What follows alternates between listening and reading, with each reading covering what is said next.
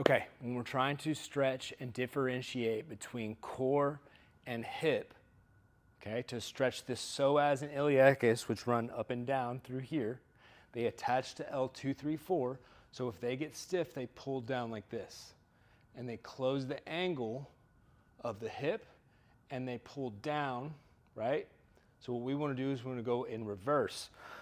Drop down to a knee, flatten out the back foot. If I was looking into a mirror, I can't see my back foot.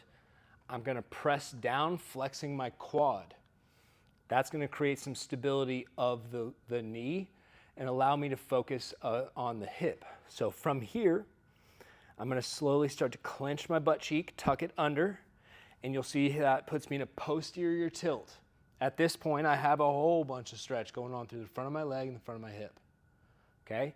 The next step here is to, if I can get here and I'm comfortable-ish, I can start to move forward with my hip, keeping my hips, my core stable, drawing in, not out here in front of me.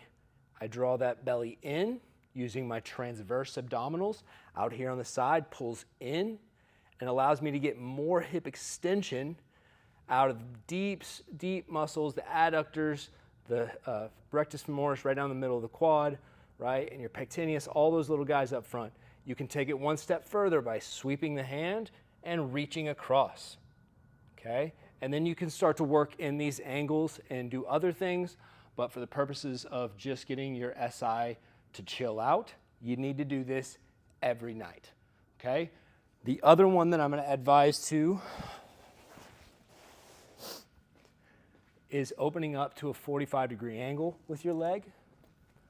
So you're going to go down to the, let's say we're going to work on the same one, okay?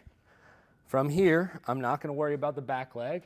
I'm going to let my heel drop in. I'm opening 45 degrees. I'm not turning 45 degrees. I'm opening away from my body, and I'm loading forward with my hips. And I'm going to feel a load of this left inner thigh, groin, my glute. This right side, the adductors in the front of the hip are going to start to extend. I'm going to feel some engagement through the outside of my hip. Probably a lot of discomfort if you haven't done this. Men, your bellies, if we have them hanging out in front of us, no offense, I get it. It's not because you're fat, it's because you're not using your transverse abdominals. Draw in on the walls, pull in on your belly. You're gonna get a hell of a lot more stretch down here in the front of the hip. It draws in, makes it look tighter, allows you to get deeper into your hips. If this stretches, low back typically will not hurt. So those are my pieces of advice, whatever. I'm winded. Yeah, that hurt, but it also feels really good. And I know from having a shit ton of SI pain throughout the years, a lot of compression of the glute, a lot of issues being on a steel ship with steel-toed boots, just getting compressed all the time.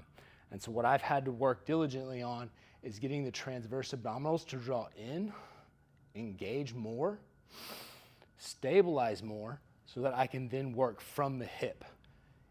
If I'm not stable here, then I'm just working from my back excessively, right? I want to create stability at my core and move that hip as much as humanly possible.